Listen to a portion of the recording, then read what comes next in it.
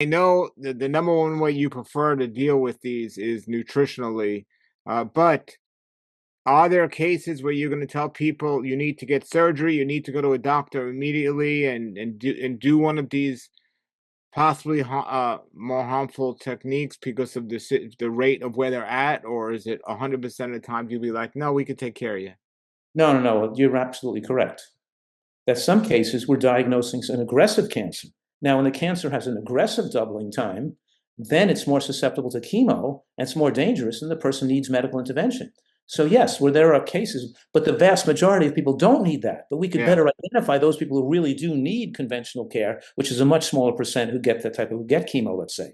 So, yes, there are some people who would benefit from that, and we could. And that's one of the reasons we can help ascertain those people who have that kind of problem that needs more conventional So care. you're Like, open-minded enough to say if somebody is so aggressive in such an aggressive stage, would you be open-minded enough to say, look, no, I don't recommend chemo for for very few people, but you need it because you're at a quick stage, or is the chemo not is always out of the picture for you?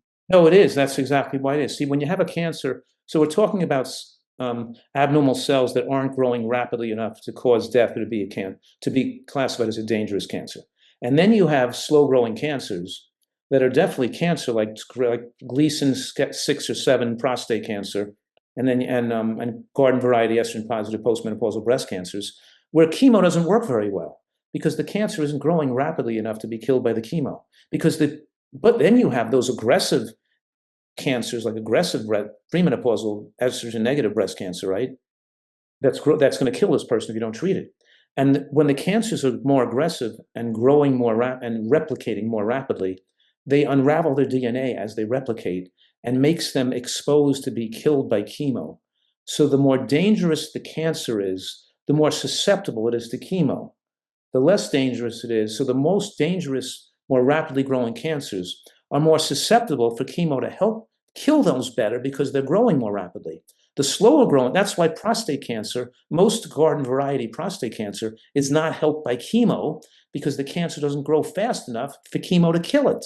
Did you follow me? But if It's I follow you 100%, but if it is the right cancer that's a candidate for chemo radiation, you would recommend it if it was the right candidate for it.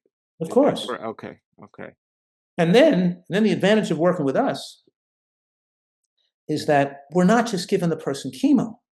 Because now chemo doesn't kill every cell. You always have escaped cells that can 5 years later, 10 years later, cause recurrence of cancer. And the cells that escape the chemo are the cells that are now forming cancer 5 years later. They're now going to be resistant to chemo because they were the ones that were the rare cell that escaped the chemo, and they're going to be resistant to being treated now, and then the person dies.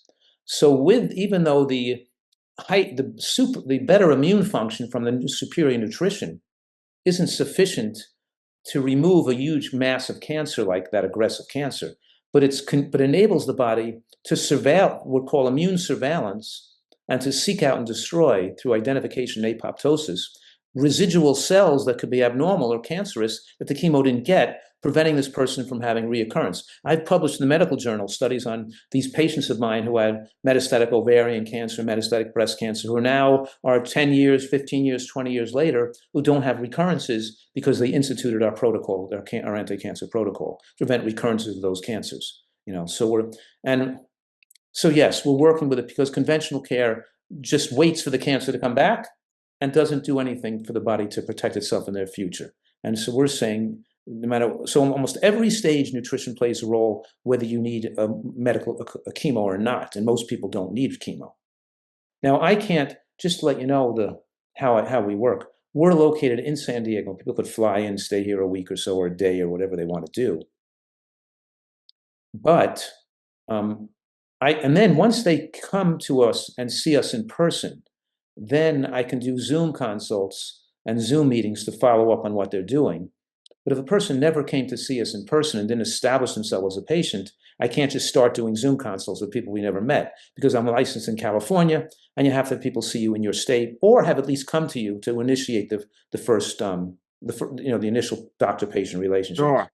Then you can proceed with phone or Zoom or after they've initially seen you, even if they're out of state. So, but a lot of people are now going to be flying in to see us because really we have such a unique practice. Well, that's what I was just going to say. But how often does a person, let's say a person's diagnosed with cancer or even a possibility of cancer, and they believe in what you're doing as being the latest and greatest technology, as having all of these in one office, they fly out to you, they get tested, they do all they got to do, then they go back home.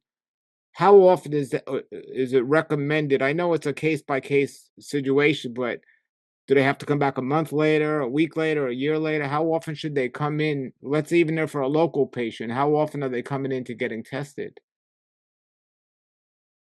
I don't know. I mean, we have others. If local people, they might be coming back, once a year, let's say. You know what I mean?